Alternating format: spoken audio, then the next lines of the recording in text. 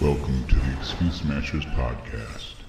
Hey, this is Tim Kaufman. Thank you so much for joining me as I talk to some of the most amazing people on the planet about excuses and why they didn't let excuses hold them back from a plant-based lifestyle. So sit down, buckle up, and hang on as my guests show you how to Smash excuses.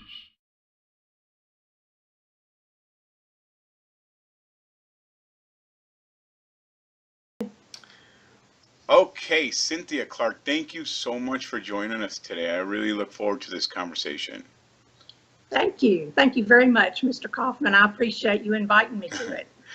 Okay, so the first question, and a lot of podcasts use their whole time for this, so we're going to try to boil it down into 5 minutes. Can you tell us how a plant-based lifestyle has changed your life? Yes, I certainly can. And, you know, it's actually given me a lifestyle rather than what I used to live, which is a death style. That's kind of what I have called it. It's allowed me to be active and be outdoors more than I ever have been. And it's given me self-confidence in a lot of ways because I just feel better, physically I feel better and mentally I feel better. And, I can go on 3 to 5 mile walks every day with my dog and, meet the neighbors and just different things that I never really did before at 300 pounds. So obviously that you had some significant weight loss with this. Yes, so far I've lost 85 pounds. Oh, wow. Congrats. And energy levels, and we're going to get into a little bit of the medical stuff, but has that changed as well? Oh, my energy levels have just been amazing. And I think you asked a question at one time on one of your pages about, how to be motivated to get exercise. And I answered I don't need motivation. I want to do it because I feel so much better and I've got so much energy. Yeah, it's funny. That's actually happened to me too. I never looked at exercise, but I just got so, impatient sitting on the couch that I wanted to go walk, and then the walk, Exactly. turned into a quicker walk, and so it all kind of escalated. So, okay, that's awesome. So this is Excuse Smashers, and that's what we're here to do. So the excuse that I would like to talk about today, and I get this one a lot. People say, well, yeah, I love to go plant-based. I love to worry about my health. But unfortunately, I have some medical conditions, and I have to be really careful how I change my diet and lifestyle. So their excuse is, I can't go plant-based because of pre-existing medical conditions. So my first question for you is, why do you think I chose you to try to smash this excuse? Well, I think you chose me because I have lupus and I have Hughes syndrome, and they're both chronic conditions that are autoimmune that are never going away. They do not have a cure. And, it's easy to use that as an excuse on many, many levels. And I think that's why you asked me that, because it would be so easy, to use that as an excuse of not to make any changes because, I'm always going to have these diseases. It's always going to affect my life. They're never going away. And, it can certainly propose lots of challenges as far as that goes. But honestly, I think that's why you chose it for me, because they're never going away. There's no cure for them. Right. And I think for me, because I have a genetic disease, and I think for me, I almost hid behind that. And the other thing is you can pawn Yes. it off on your doctor. Well, my doctors tell me what to do, and he hasn't told me to go plant-based, and he's the one that's in charge of my disease, so let's just leave it alone. Right. But I do have on that respect, my rheumatologist that I see for lupus, he actually prescribed the plant-based diet for me. Whoa, that is Yes. awesome. That is Yeah, awesome. he did. So I can't use that excuse of, well, Yeah. my doctor didn't, because he did prescribe it. Nice. Well, that's that. You have an awesome doctor. Um, Yes, I do.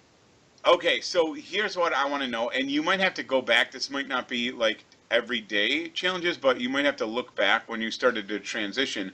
Um, how did you use this challenge or excuse? Like, how does it challenge you in your everyday life, or maybe back when you were transitioning, how did it challenge you? In like some everyday examples, maybe it was people telling you, oh, you're gonna need protein or whatever that looked like. Right.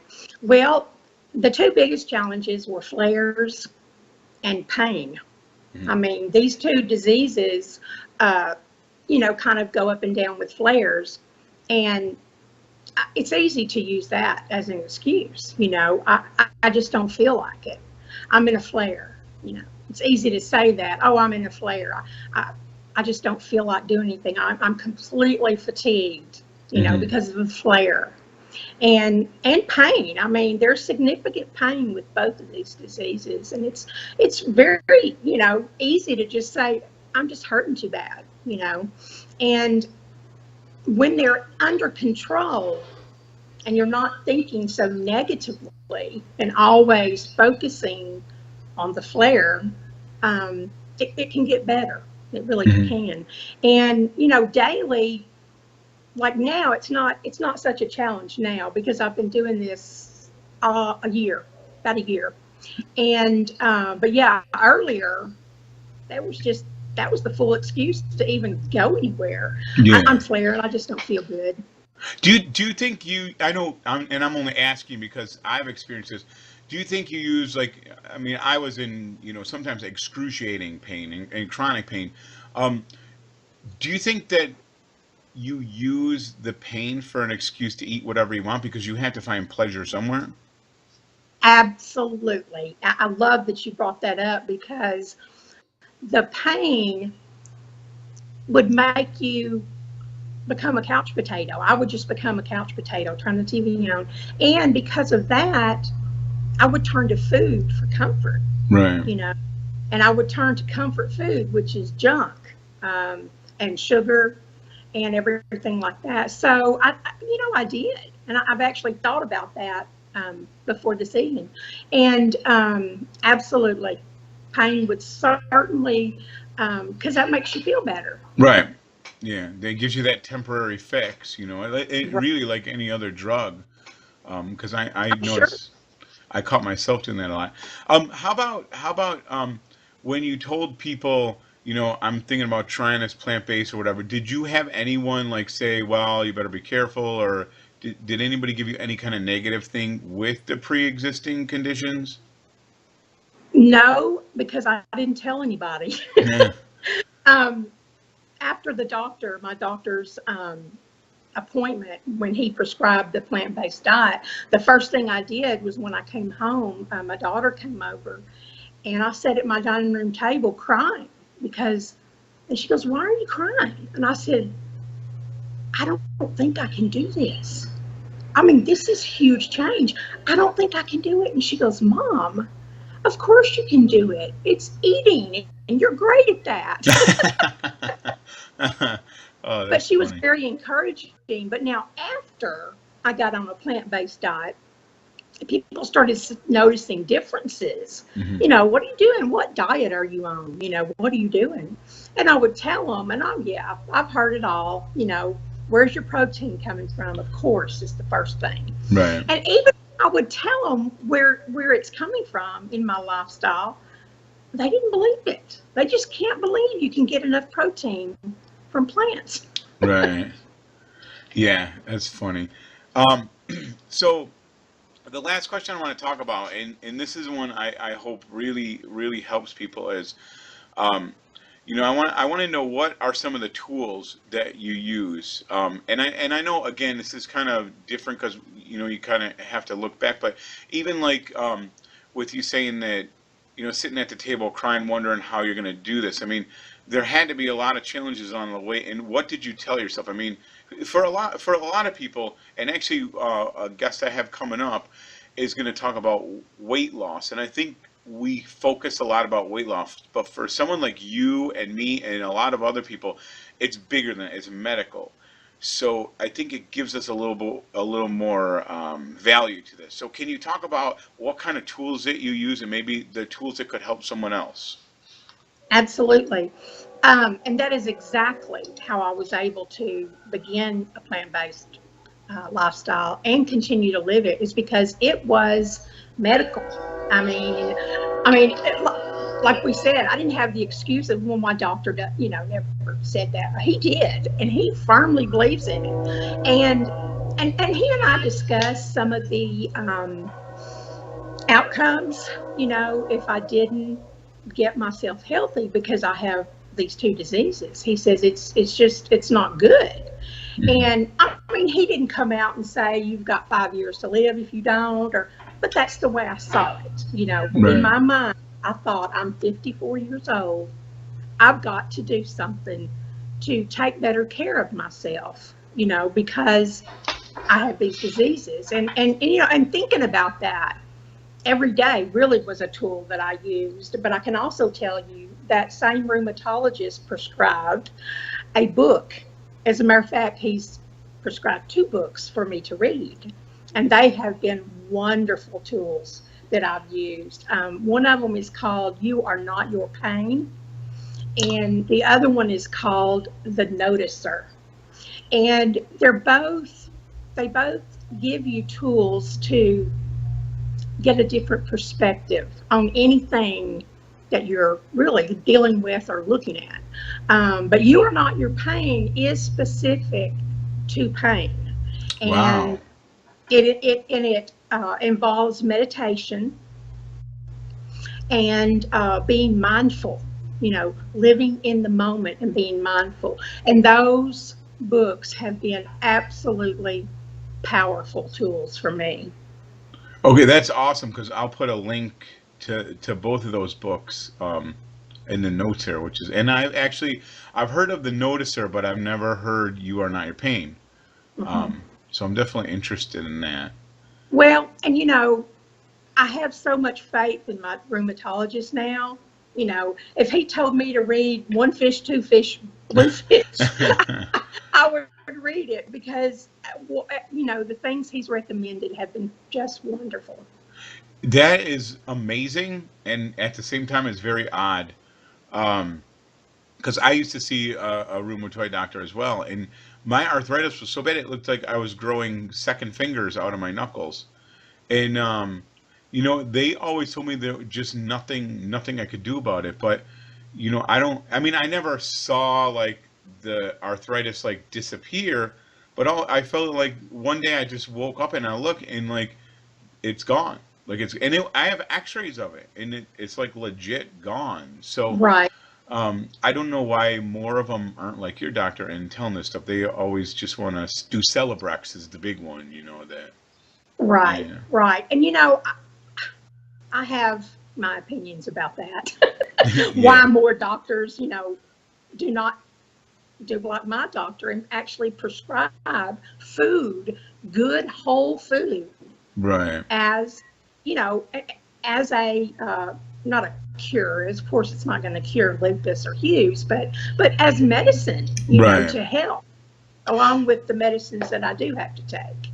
So now I have another question for you, because I only noticed, and I'm just going by what I noticed. For me, I don't think I was searching out plant-based, and I don't think definitely a doctor didn't tell me to go plant-based, but I started looking because I was in chronic pain, and it sounds like we have a lot of the similar pain, the joint pain. Yes. I started looking at foods, like I guess the day I woke up and realized that I should be looking at food was the day things started changing. But can you tell us, and maybe this didn't happen to you, but did you ever look at foods and what foods affect your joints and inflammation in the joints, or what Absolutely. promote anti-inflammation? Absolutely. One of the biggest things that caused, I say it would bring on a flare. And I don't know, there may be people that don't agree with me, but when I drank regular milk, it was like I would immediately have a flare within days. Yeah, for sure. And that is one thing that that I noticed. I'm trying to think of any foods that are actually anti-inflammatory, and I haven't really done a lot of research on that, but I guarantee you they're plants. Yeah, yeah. Well, because I was looking at things like I started doing research because the ibuprofen was killing my stomach. And I started Absolutely. finding out like cherries, so many cherries actually had the same properties as Motrin. Almonds and then ginger is another good one, and things like this. And it just turned out that all these foods that I was gathering up thinking I would add stuff to my diet, it ended up being a plant-based diet. But I definitely agree, dairy is just annihilates you, like Yeah. with the joints and stuff. It's so inflammatory for sure. Yes, very much. Yeah. So anything else that you can think of? Um, no, I don't think so. I know one thing that you're forgetting, because I see your walks, and I think we talk about plant-based a lot, but I really think the movement is huge with any kind of joint condition. And I notice you're out there, pounding the sidewalks every day, taking pictures of weird stuff you find in the neighborhood. It's always a trip seeing that. I So do, and that's every morning. yeah, can you just tell us just a little bit about how that started and why you continue to do it? I sure can. After I started plant-based, I mean, I was not moving at all, except within these four walls to go to room, and Hmm. that was it. Um, or maybe out to the car to go to the doctor. Right. But then after I started plant-based, like within the same week, I was talking to my daughter about it, and I said, I think I'm going to try to do some walking along with this. And she's like, oh, that'd be great. And I figured I would probably, there's a park very near here. Hmm. I would say it's a little over half a mile from my house. And I thought, well, I'll just walk to the park and back. I barely got a block to the stop sign, then. And it really hit me. Oh my gosh, this is just, it just reinforced that I have to do something. Yeah. And so every day I absolutely did what you say, just do a little more than you did yesterday or Yeah. the day before, and I would walk a block, and then I would say I'll walk so many steps past the stop sign, and then Oh, I'll walk so many, but making sure I was still okay because I had to come back. But I did that for probably a month and a half. hmm. And then it was just like medicine too, because I just Yeah. wanted to do more of it because I felt so good.